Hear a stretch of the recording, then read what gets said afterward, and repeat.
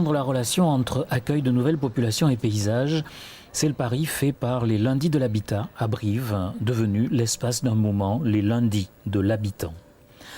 Depuis 2011, l'agglomération de Brive et le Conseil d'architecture et d'environnement de la Corrèze ont mis en place les Lundis de l'Habitat. L'idée est d'avoir un temps et un espace dédiés. On va être sur des questions assez techniques de logement, on va être sur la performance énergétique, la consommation des logements, parce qu'on est espace info-énergie. Donc ça va être des questions très techniques. Le CAUE va plus parler de l'habitat dans son environnement, construire avec la pente, aménager son jardin, aménager une grange, comment on rénove. Voilà, mais les questions étaient tout le temps liées au logement et à l'habitat.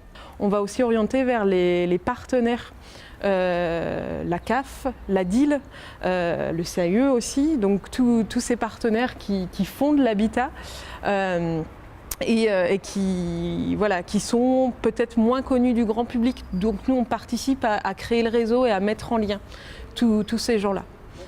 Et puis très concrètement, on est à la Maison de l'Habitat capable d'aider le particulier à remplir sa demande d'aide au logement social, par exemple. Habiter, c'est aussi s'intégrer à un paysage. Le 24 mai, rendez-vous était pris à Connac, une commune de l'agglomération, pour un moment de partage avec les habitants. Dans le cadre des Lundis de l'Habitat, le CAUE, le Conseil d'architecture, d'urbanisme et d'environnement de la Corrèze, et l'agglomération de Brive ont voulu mêler paysage, accueil de nouvelles populations, architecture et cadre de vie. Croiser l'accueil et l'architecture au sens le plus large, c'est imaginer comment mieux vivre ensemble. On se rencontre de façon évidente quand le nouvel habitant va arriver. La première chose qu'il va faire après avoir trouvé un emploi, parce que c'est souvent ce qui garantit l'installation, mais après avoir trouvé son emploi, il va chercher un logement. Donc soit il va rénover une maison, soit il va faire construire. Et là, l'architecture, l'intégration paysagère de ces bâtiments-là, elle va être fondamentale. Donc c'est pas si éloigné que ça finalement. Je pense qu'on va apprendre, et en tout cas les gens vont apprendre peut-être à mieux regarder les paysages. C'est vrai que ça, nous avons appris à le faire dans le cadre de l'étude du PLU. Et puis sinon, je pense que c'était intéressant pour les habitants, et en particulier pour ceux du Chassin qui ont été spécialement invités, d'apprendre à regarder différemment leur environnement. Lire un paysage, cela se fait comme un livre, ouvert entre ciel et terre. Les géographes travaillent par couches, végétation, bâti, relief, hydrographie. Mais il existe une autre façon de voir, décomposée par plan.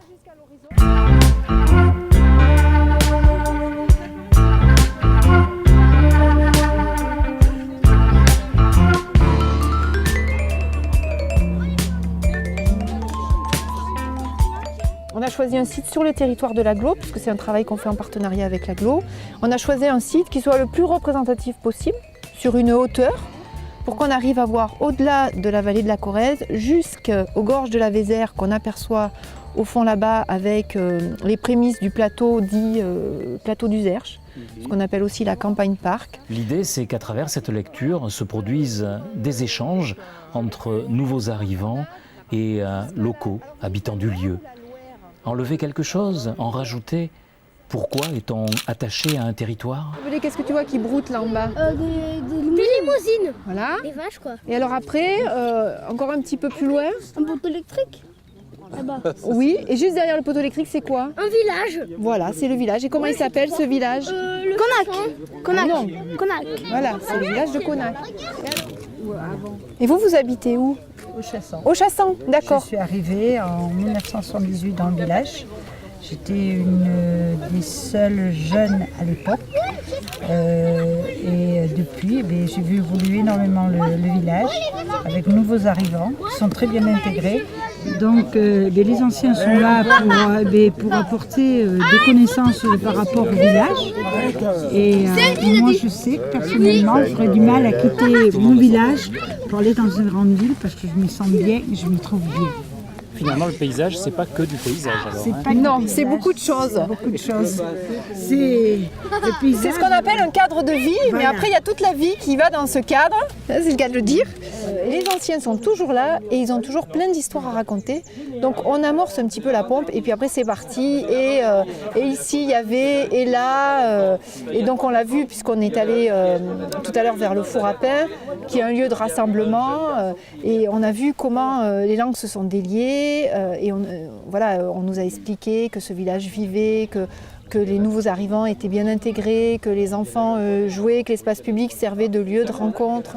Voilà. Et le fait qu'il y ait eu de nouvelles habitations, ça a permis qu'il y ait un renouvellement permanent dans ce village. Et donc il y a sans arrêt des enfants qui prennent le pli et puis qui sont intégrés à cette joie de vivre dans ce village-là. Le paysage et le cadre de vie sont les ingrédients du bonheur de vivre, dont la recette d'ailleurs reste à découvrir. Et s'il s'agissait juste de prendre conscience de ce qui nous entoure, ou de venir d'ailleurs avec un regard neuf. C'est vrai que ça faisait 15 ans qu'on montait en vacances et on s'était dit un jour on aimerait poser nos valises dans un coin qui nous paraissait agréable à vivre, quoi. Il était nécessaire qu'on se retire un petit peu de cet endroit parce que surpeuplé, trop de pollution et on avait besoin un petit peu de se retrouver plus près de la nature que nous aimons. Voilà. La verdure, Les espaces, ouais. et puis les gens aussi, on s'aperçoit. Ils sont très conviviaux avec nous et on aime ça. On était très bien accueillis, ouais. En plaisantant, quelquefois, je parle de mes amis d'enfance, ceux d'ici, parce qu'on dirait qu'on se connaît depuis une dizaine d'années Ouais, minimum, ça fait 2 ans et demi. alors que ça fait, pour certains, une seule année. L'intervention humaine sur le paysage n'est pas anodine, elle peut être facteur de développement. L'initiative de l'agglomération de Brive a le mérite de le montrer. On le fait peut-être trop tard, mais on le fait aussi à un bon moment où il y a une prise de conscience collective, où dans toutes les thématiques on parle de développement durable et aussi dans l'accueil. On doit avoir un accueil durable et supportable. Dans le midi, on nous disait, mais tu pars en Corrèze, qu'est-ce que tu vas faire avec les vaches? Oui, c'est ça. On ne le dit plus, parce qu'on a peur que les gens montent. Et donc, comme on veut rester tranquille, On veut garder. on parle de plus rien, vous voyez. Mais c'est sûr que nous, on a compris ce qu'on était venu faire ici, on ne s'est pas trompé. Ce travail accompli a été restitué un mois plus tard dans une salle du musée La Banche à Brive. Aujourd'hui, l'accueil est devenu une thématique urbaine. Il ne concerne pas seulement les zones rurales. Mais en ville comme à la campagne, le paysage est un des éléments, sinon l'élément fondamental, capable d'attirer de nouveaux habitants. On ne peut pas inscrire finement un aménagement futur si on ne le noue pas à ce qui existe. Et donc si on ne comprend pas ce qui existe.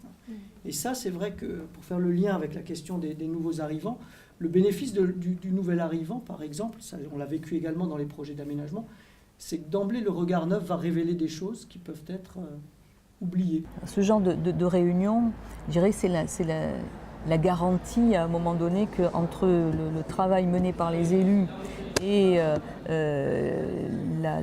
les citoyens, il y a un échange. C'est ça qui est important, c'est cet échange-là.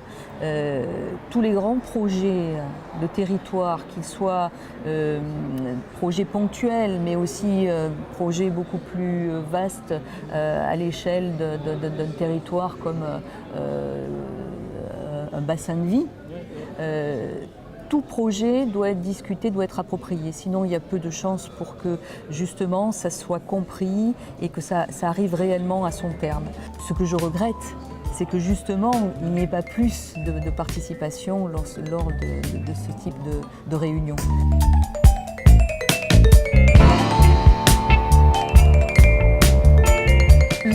Le problème du paysage, c'est que dans un territoire comme le Limousin, d'une manière générale, c'est quelque chose qui est considéré comme inépuisable, parce qu'il y a de l'espace, parce que finalement le paysage, c'est tout ce qui est donné à voir entre le naturel et entre l'urbanisé, mais surtout le naturel. Et ce sentiment que le paysage naturel, si on peut dire comme cela, parce qu'un paysage a toujours une marque d'humanisation, ce paysage semble effectivement infini, illimité. Et c'est justement ce qui est le plus difficile, c'est de faire comprendre que ça ne l'est pas.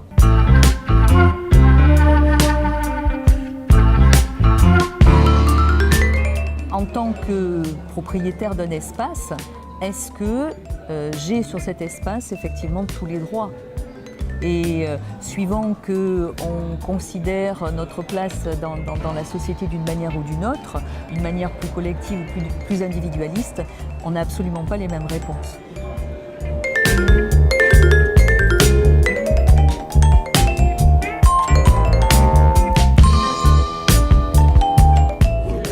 À un moment donné, faire sortir la question du paysage comme un enjeu de réflexion et de partage entre des nouveaux arrivants, des gens qui sont implantés dans le territoire, bref, entre tous les gens qui interagissent sur un territoire, c'est une question essentielle pour moi. Parce qu'au fond, le paysage, c'est la résultante de notre mode de vie. On le produit tous les jours, de par nos actes quotidiens. Et mettre ça au cœur d'un lieu de débat, d'un lieu d'échange, où tu vas avoir des élus, de la population, des acteurs économiques éventuellement, pour moi, c'est un des nœuds, si tu veux, un des points essentiels d'une réflexion en termes d'aménagement.